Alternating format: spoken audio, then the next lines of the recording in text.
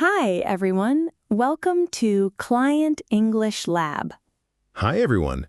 Today we're going to practice one of the hardest conversations a freelancer can have. Your client hired you for one thing, but slowly they start asking for more. A small change here, an extra task there. Before you know it, you're doing twice the work for the same price. How do you say "that's not included" without sounding difficult? This is called scope creep, and today you'll learn exactly how to handle it. Let's practice. Here's the situation. Mr. White hired Pink to create a 60-second explainer video. The project includes script writing, storyboard, animation, and 2 rounds of revisions. They agreed on a price of $800. Hi, Mr. White. Good news. The second revision is done. I think the video looks great. Ready for your review.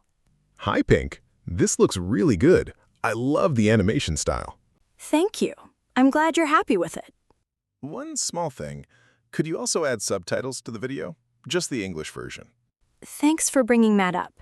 Subtitles weren't included in the original scope, but I'd be happy to add them. That would be an additional $150. Would you like me to include that? Oh, really? I thought that was part of the package.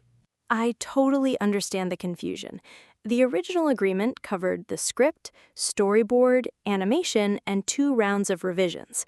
Subtitles are a separate task because they involve timing, formatting, and sometimes a separate export. But I can get them done within 2 business days if you'd like to go ahead. I see. Okay, let me check with my team. Of course, take your time. And if it helps, I can send you a quick breakdown of what's included, so we're both on the same page. That would be helpful, actually. Great, I'll send that over today. Later in the project. Hey, Pink, one more thing. My manager saw the video and he loves it. He was wondering if you could also make a 15-second version for social media. Shouldn't take long, right? That's great to hear. I'm glad your team likes it.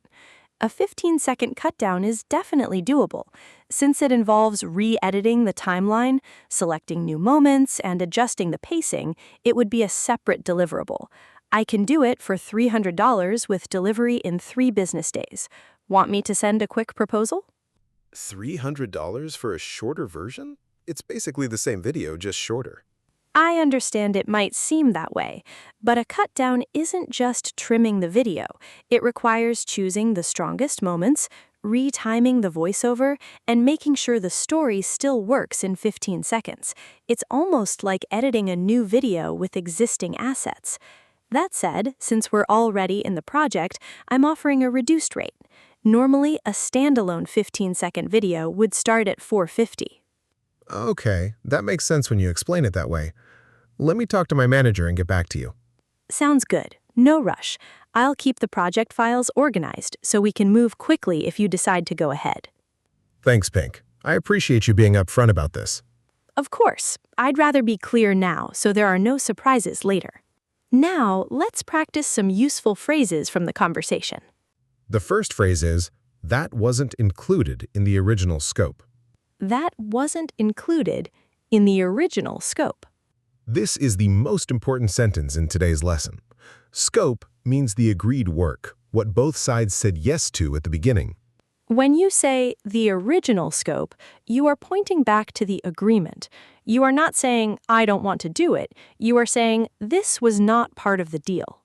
You can also say, that falls outside the current project scope. That falls outside the current project scope. Excellent. Falls outside is a very clean, professional way to draw the line.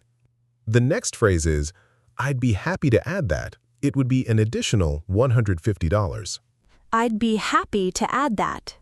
It would be an additional $150. I'd be happy to add that. It would be an additional $150. This is the structure you should memorize. 2 parts. Part 1, I'd be happy to do it. Part 2, here's the cost. You are not saying no, you are saying yes with a price. Most scope creep problems happen because freelancers say yes without mentioning the cost, or they say no without offering a solution. This phrase does both at the same time. Remember, saying, "I'd be happy to" before the price makes it sound like a service, not a complaint. The next phrase is, "I can send you a quick breakdown of what's included." I can send you a quick breakdown of what's included. I can send you a quick breakdown of what's included. Breakdown means a list that shows each part separately. When you send a breakdown, the client can see exactly what they paid for. This prevents future scope creep because everything is written down. You can also say, "I can send over a summary of the project scope for reference." I can send over a summary of the project scope for reference. Very good. Having things in writing protects both sides. Now, let's practice. Since it involves re-editing the timeline, selecting new key moments, and adjusting the pacing, it would be a separate deliverable. Since it involves re-editing the timeline, selecting new key moments, and adjusting the pacing, it would be a separate deliverable. This is how you explain why something costs extra. You don't just say, "It's more work." You describe the specific tasks. When the client hears 3 or 4 specific steps, they understand why it's not free. Separate deliverable means a new piece of work. This is a professional way to say this is a different job. It's much better than saying that's extra or that's not included. Excellent. The more specific you are, the more reasonable your price sounds.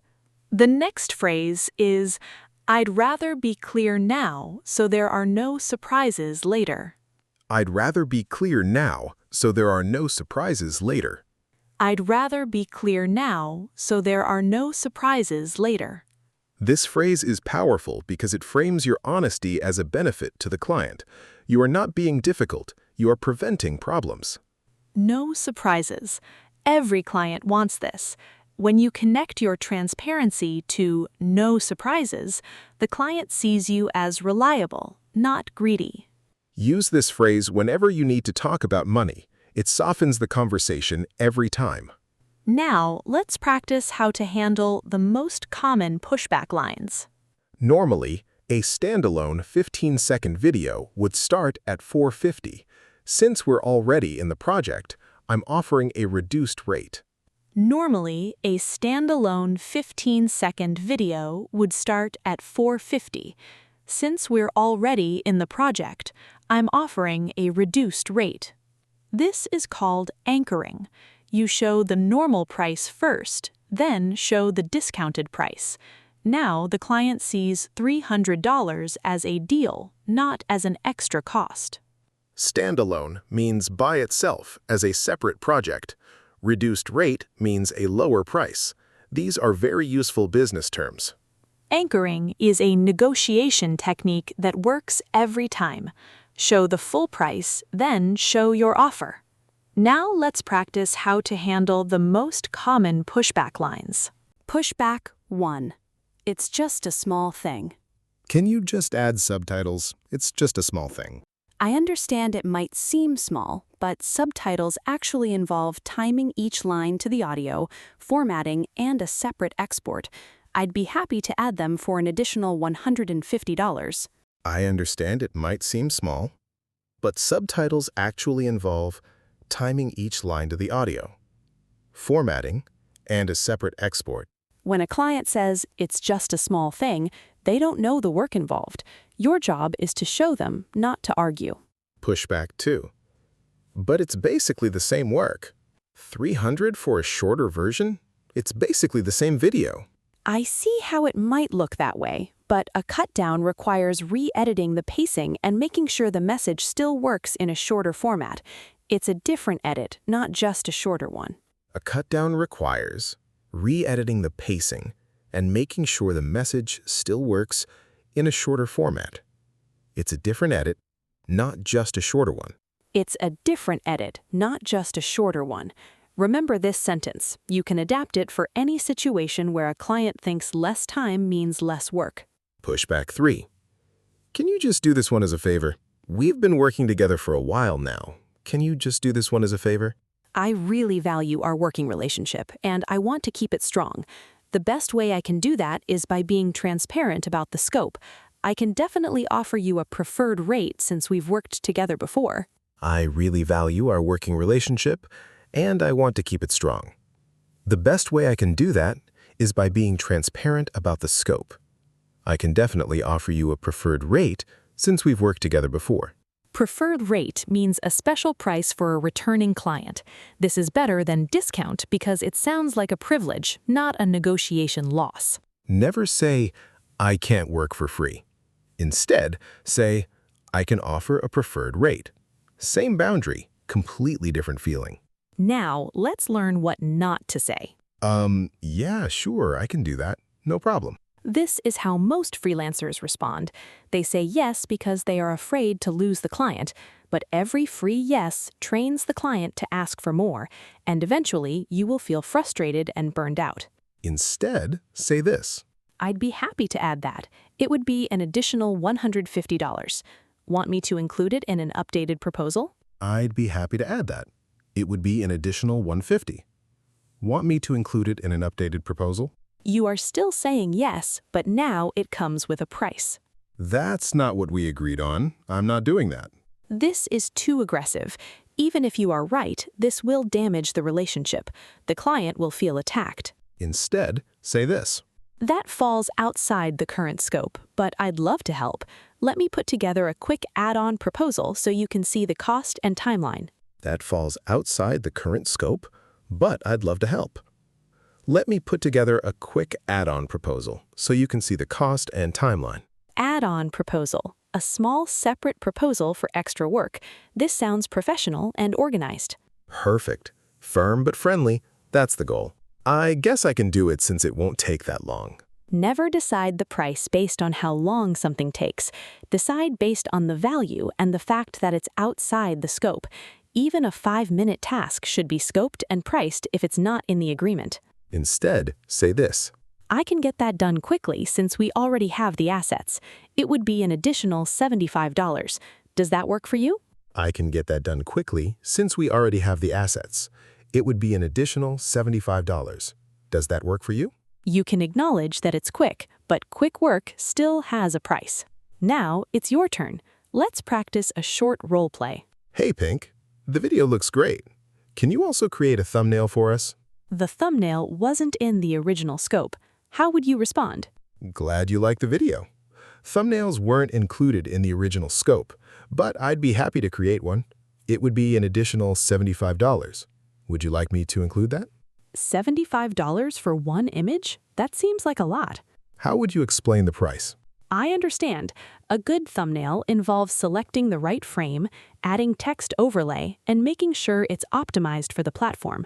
I can have it ready within 1 business day. Can you just do it as a bonus since we've been working together? Take a moment. How do you keep the boundary without losing the client? I really value our working relationship. I can offer a preferred rate of $50 for the thumbnail since we've worked together before. Does that work? Excellent. Firm, warm, and professional. Today, you learned 5 useful phrases. Phrase 1, that wasn't included in the original scope. Phrase 2, I'd be happy to add that. It would be an additional... Recap phrase 3, I can send you a quick breakdown of what's included. Recap phrase 4, it would be a separate deliverable. Recap phrase 5, I'd rather be clear now so there are no surprises later. Remember, saying no to scope creep is not being difficult, it's being professional. Never say yes for free. Always attach a price. Explain the work involved. Clients don't know what they're asking. Use anchoring. Show the full price, then your offer. And protect the relationship by being transparent, not by being silent. Now, here's something for you. Think about a time when a client asked you to do extra work that wasn't in the agreement. Maybe you said yes for free and regretted it. Maybe you wanted to say no but didn't know how. Encouragement. Write that situation in the comments. What did the client ask for? What did you say, or what do you wish you had said? Promise. We'll pick real examples and turn them into practice conversations in a future episode. Friendly closing. Your real situation could become the next lesson.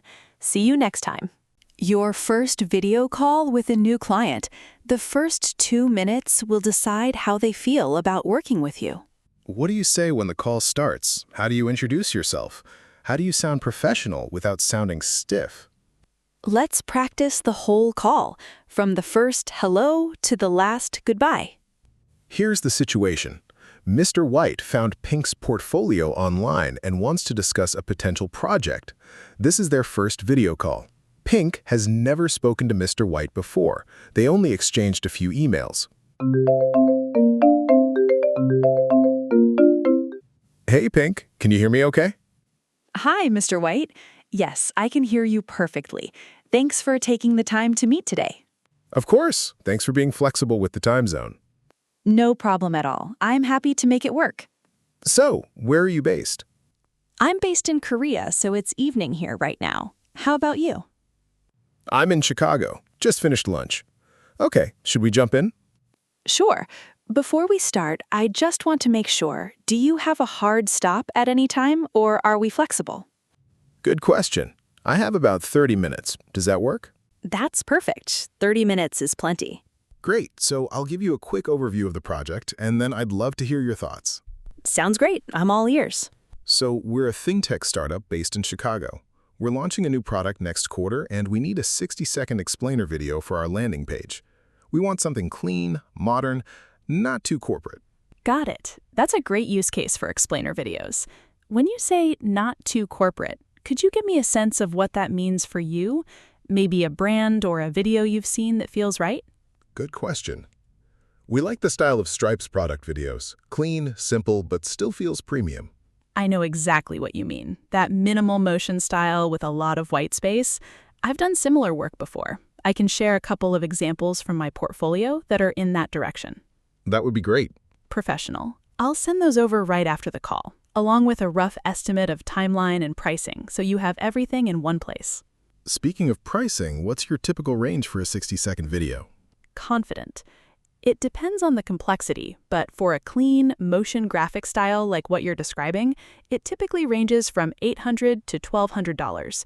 That includes the script, storyboard, animation, voiceover, and 2 rounds of revisions. Neutral. Okay, that's helpful.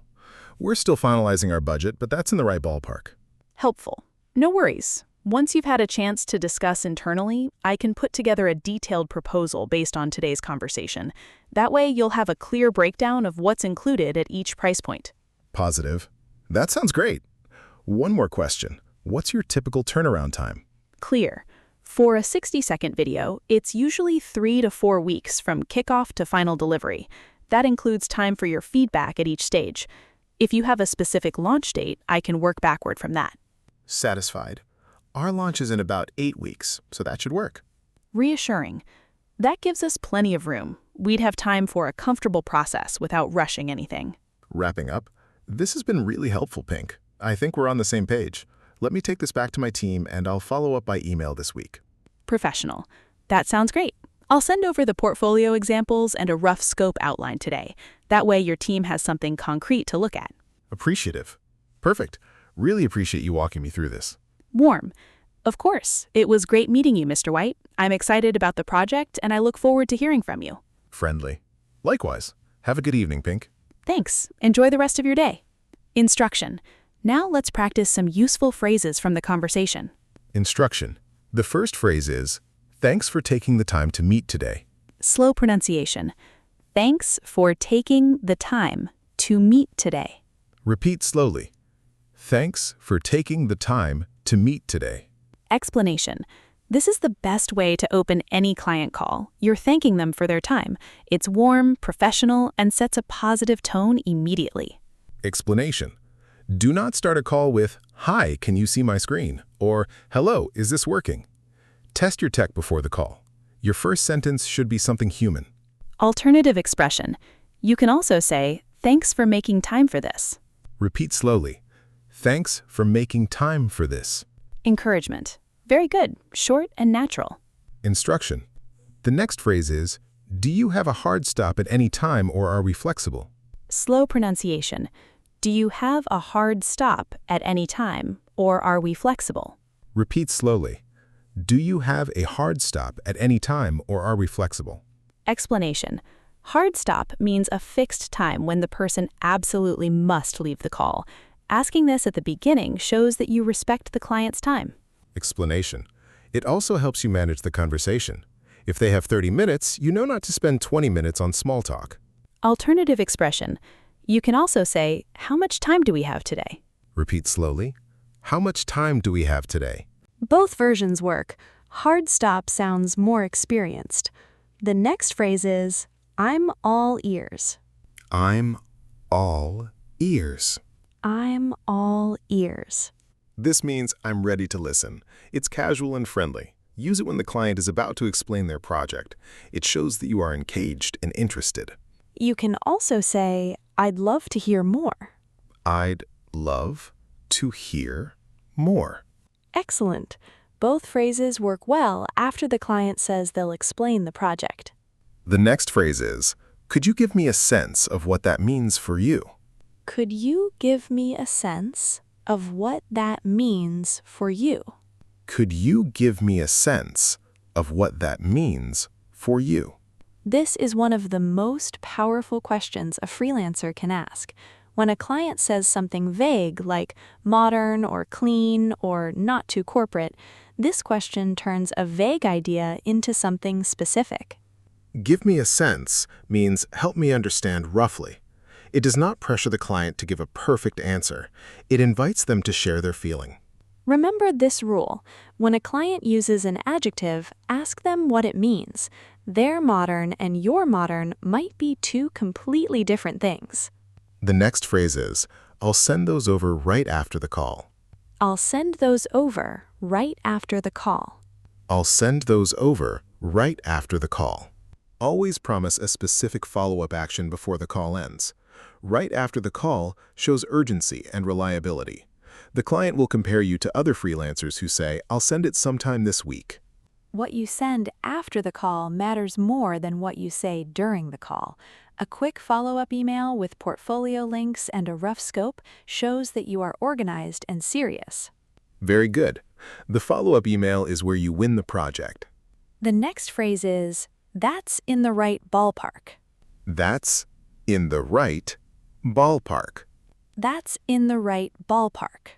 Ballpark means approximate range. When a client says your price is in the right ballpark, it means your price is roughly within their budget. It's not a yes, but it's a positive signal.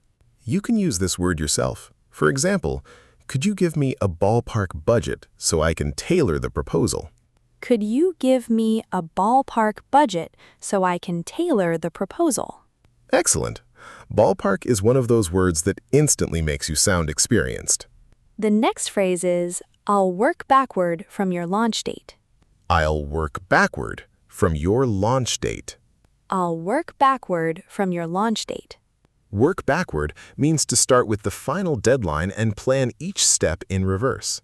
This shows the client that you think about their timeline, not just your own process. Clients love hearing this because it tells them you will meet their deadline. You are building your schedule around theirs. This is a small phrase that makes a big impression. Now, let's practice 3 things to do in the first 2 minutes of any client call. Thing 1. Thank them and confirm the tech. Hi, Mr. White. Great to meet you. Can you hear me okay? Perfect. Thanks for taking the time to meet today. Great to meet you. Can you hear me okay? Thanks for taking the time to meet today.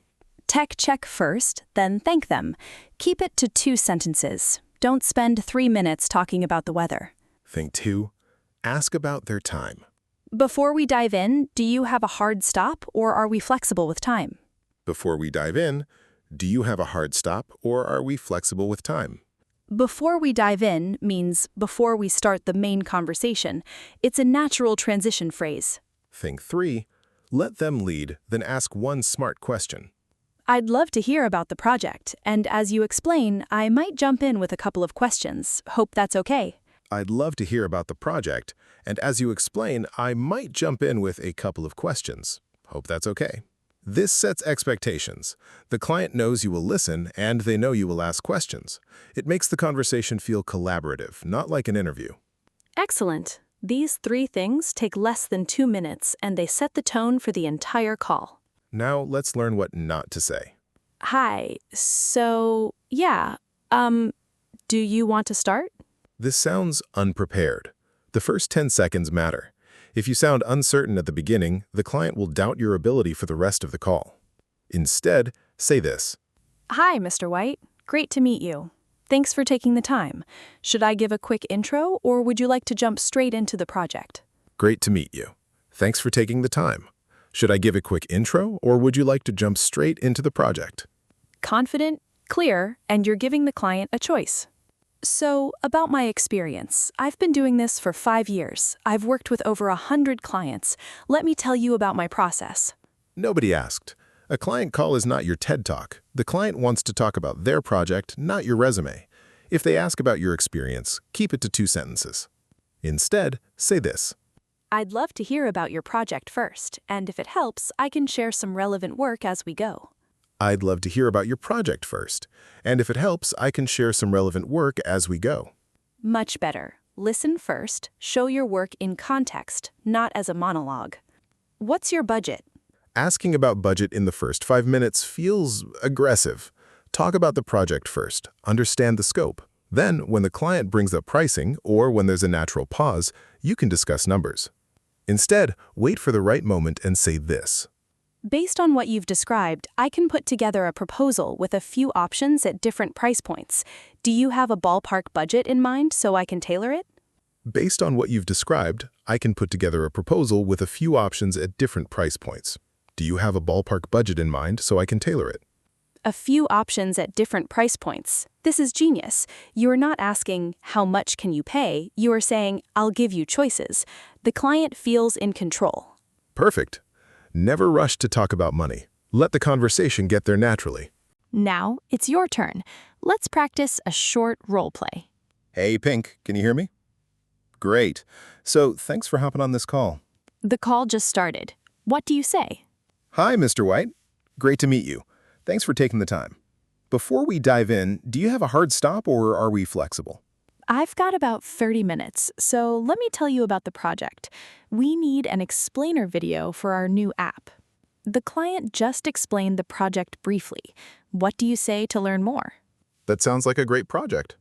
Could you give me a sense of the style you're going for? Maybe a video or brand you've seen that feels close to what you have in mind? What would something like this cost? The client is asking about pricing. What do you say? It depends on the complexity, but for a project like this, it typically ranges from $800 to $1,200.